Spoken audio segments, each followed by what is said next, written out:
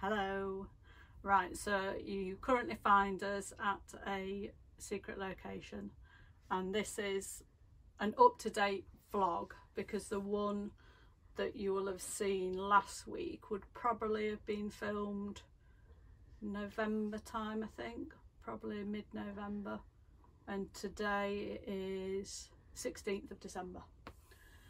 So just slightly out of order, just because we wanted to sort of say Merry Christmas and also talk a little bit about our journey really to living on a narrowboat. So when we went from land to water. So the latest, I've got our channel up there, but what I'm going to do is tell you the story of what I've just said. I'm repeating myself, and show you some other vloggers, narrowboat vloggers that we watched over the years as well. So if you are new to narrowboat vlogs, then these are the ones we watch. Oh, lights on, can't see. Right, one of the first vloggers that we ever started watching, which most people will know if you watch narrowboat vlogs, is Robbie Cumming. So he's done very well, and well deserved as well. He's got an amazing channel, and he's been on, does he have it on the, is it BBC? Or yeah. I'm talking to Chris, he's being cameraman.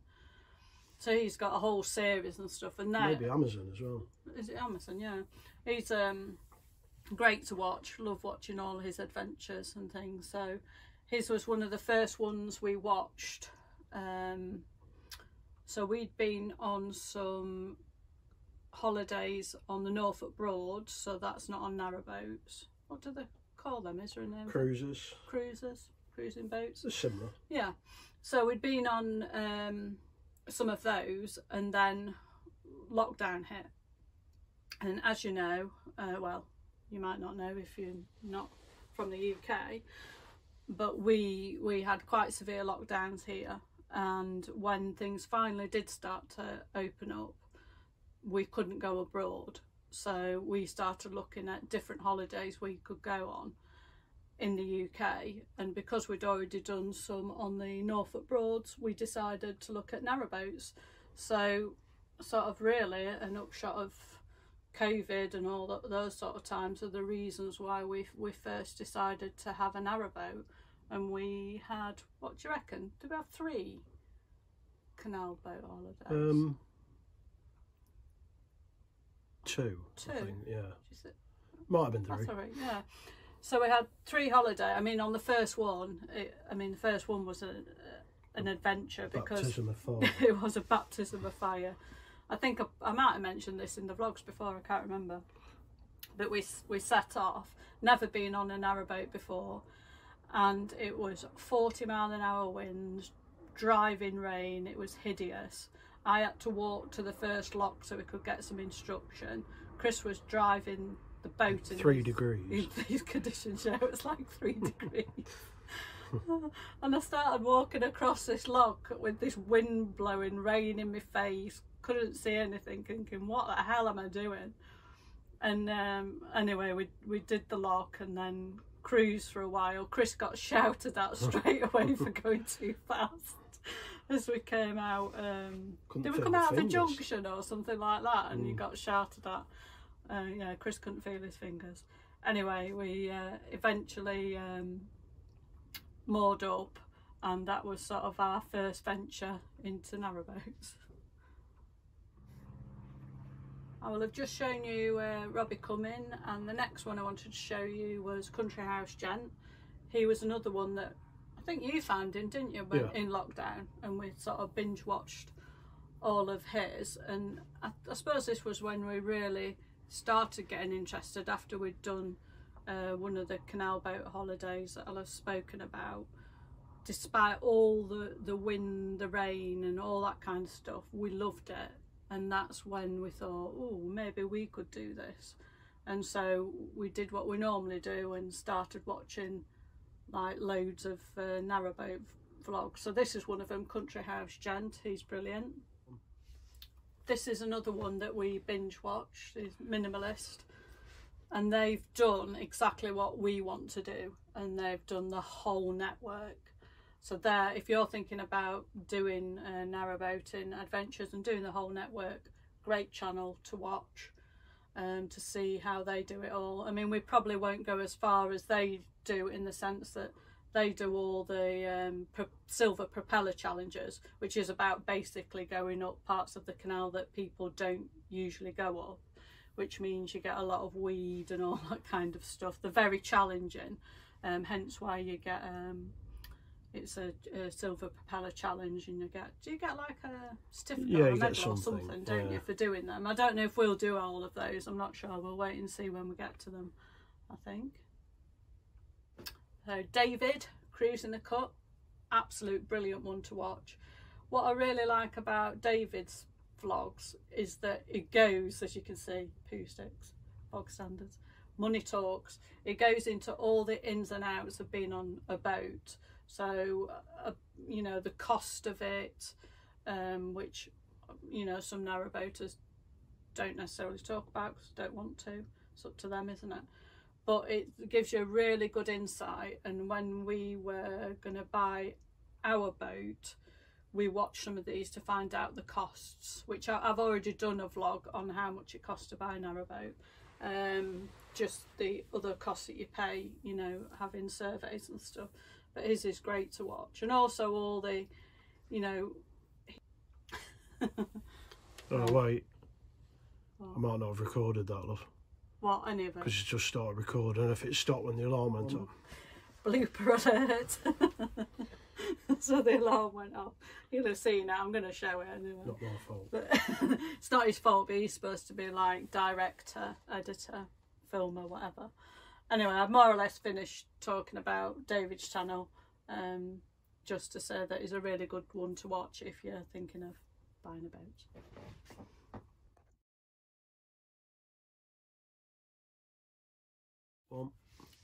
On to Floating Our Boat, Fran and Rich. Now they're sort of our favourites, mainly because we've met them. So I'll put a little picture up. It was Fran. Yeah, Chris has met Fran. So when we were at King's Marina in Newark, I think we'd been watching the vlogs, hadn't we? And we thought they were maybe in the area. Yeah, yeah. And Chris had been out for a walk at night, and he'd met Fran, and I was on the boat, and I was like, oh no, that's really annoying. Anyway, jealous. That weekend I was jealous. That weekend I helped organise Newark Book Festival, and I was in the town hall in the ballroom getting everything ready, and you know, along with everybody else and the volunteers. And who should appear but Fran and Rich? So I immediately put a glass of fizz in their hand and had a bit of a natter with them, and told them that they were one of the reasons why by this point we had our boat. So we'd had the boat probably a month. No, not when I met them, about a month and a half. Do you reckon? Yeah, because it was end of May 22 we bought the boat, and then the festival was July 22. So sorry, we were just having a confab there. So we hadn't had the boat very long, and they were very much like us really. They'd started their vlogging journey for their family, and now it's absolutely amazing. I mean, look, they get like 50,000 views. I mean, they're a great couple, and it's fab to watch what they're doing, which is pretty much what we're doing now.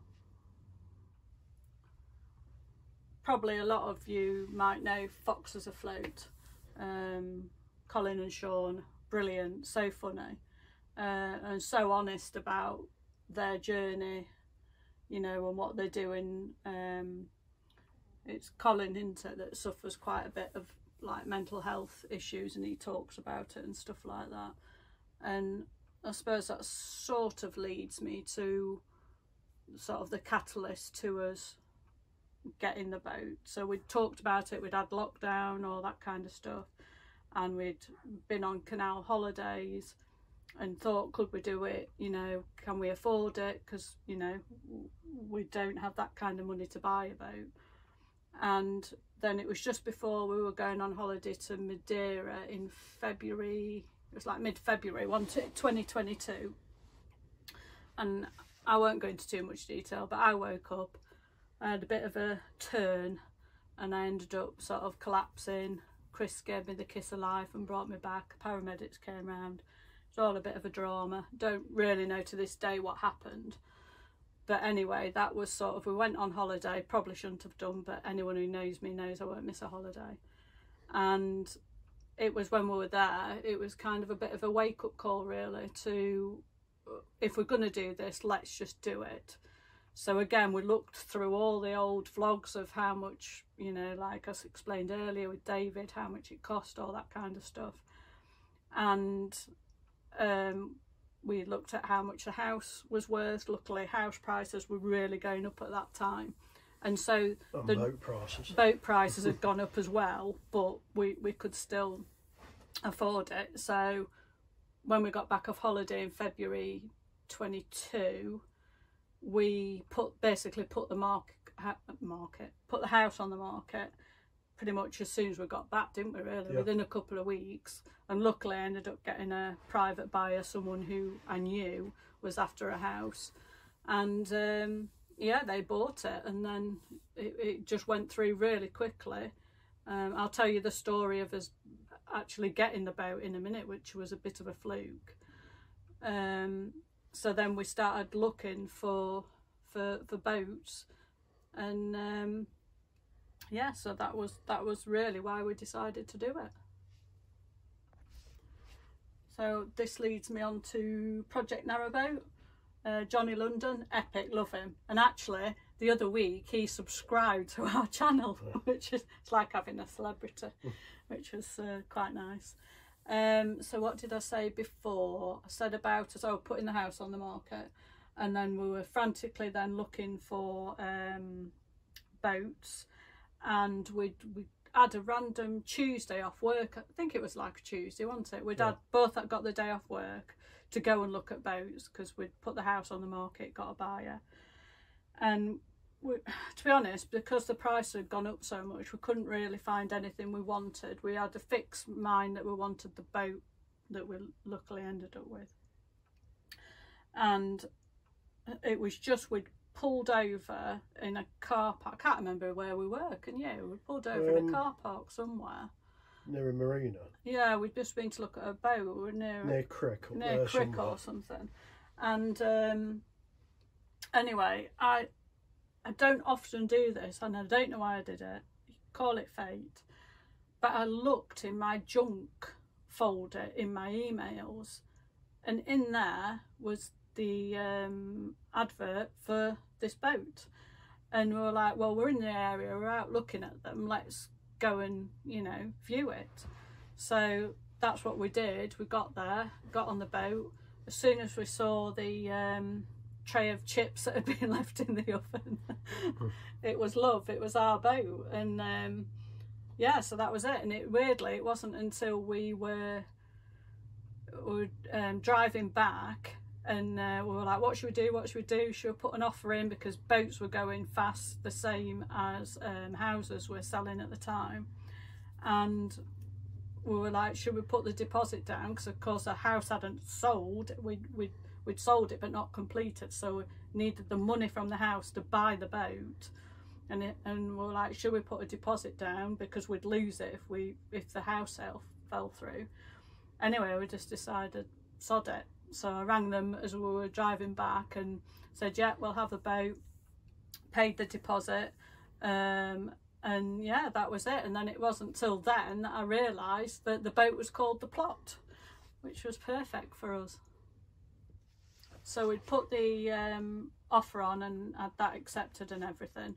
So then it was sort of full steam ahead then to get a residential mooring.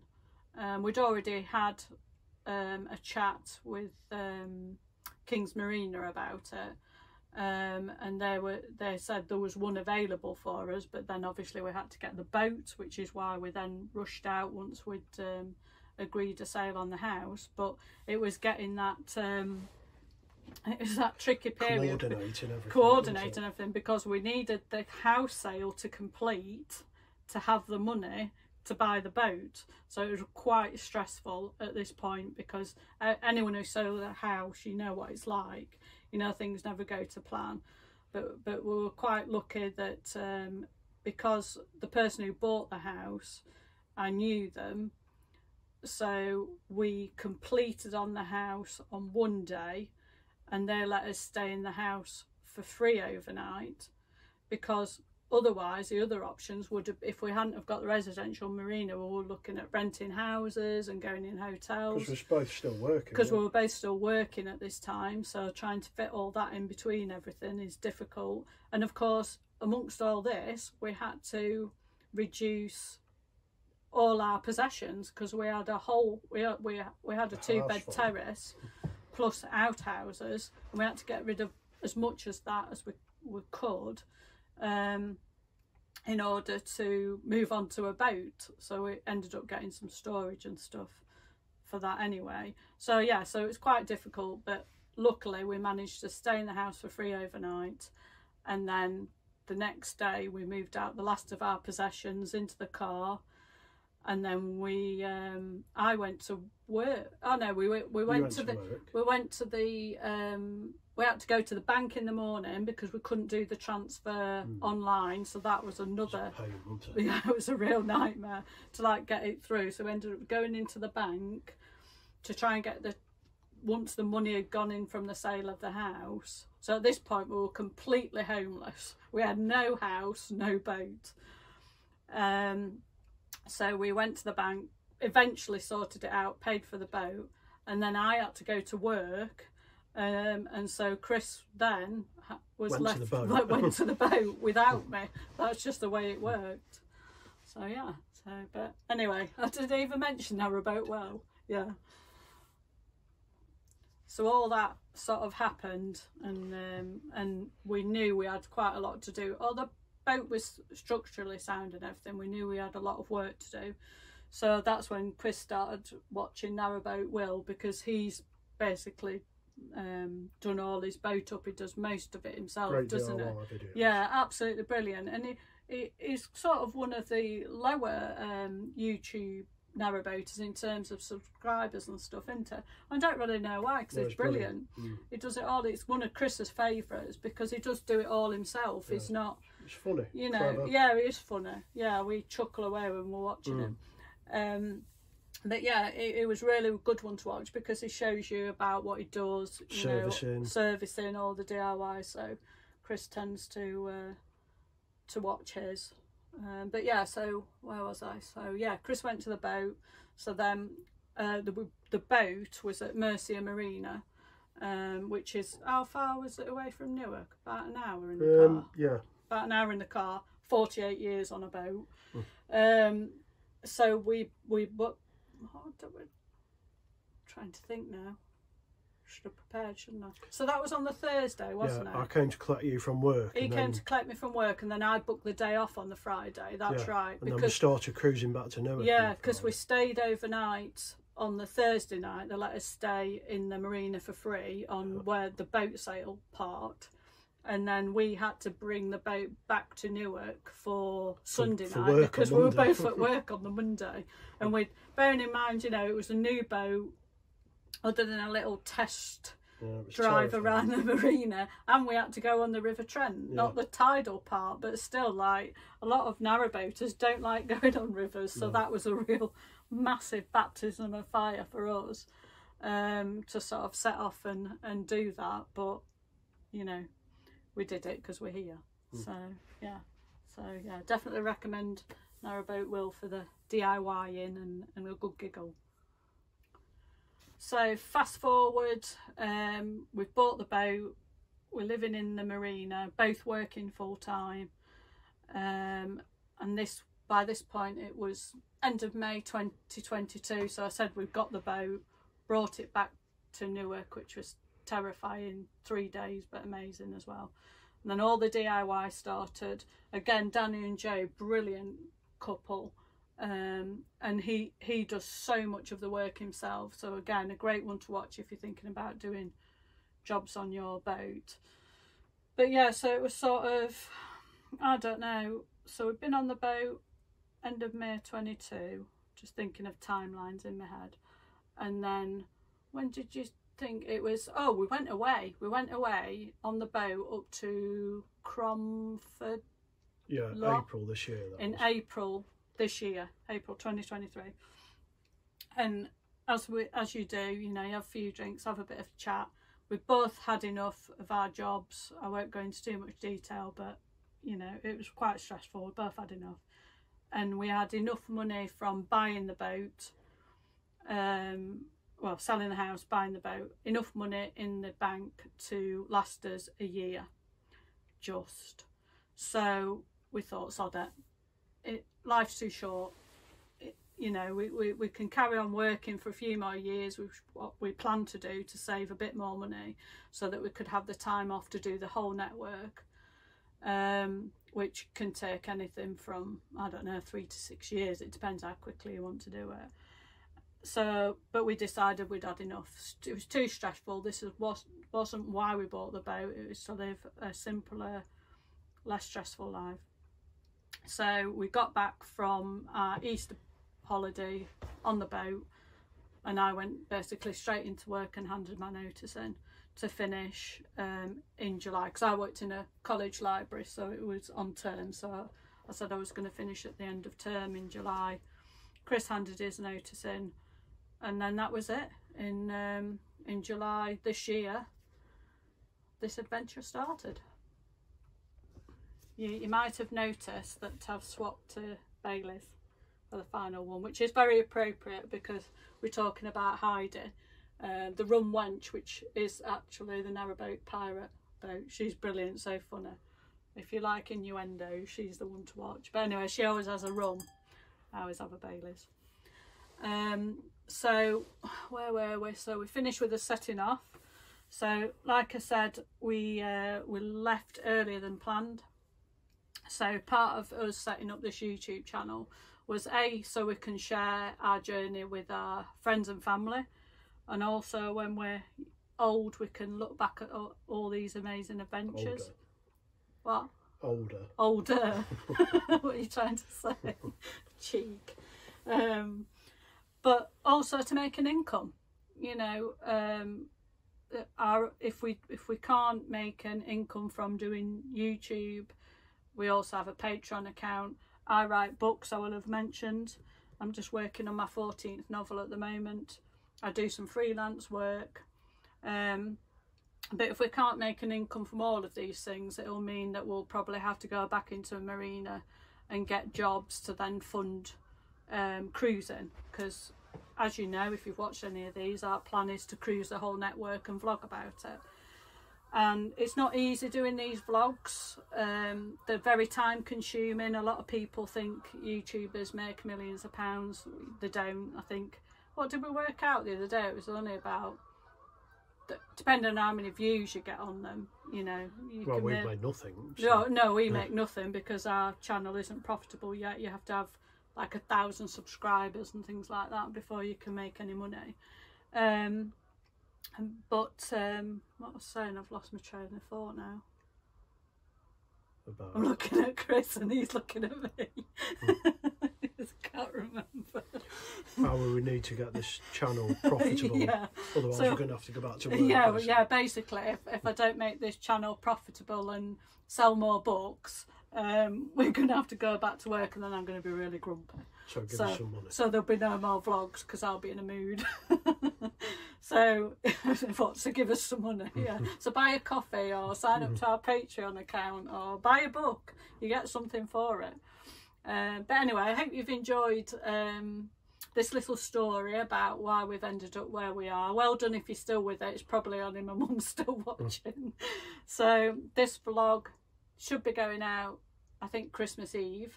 So we just want to say Merry Christmas. Merry Christmas. From the both of us. We hope that you've enjoyed our adventures so far, and hopefully all our adventures to come. And if you're new to the channel, then please subscribe and give us a like. It really does make a difference. And we'll see you next year. Cheers. Cheers.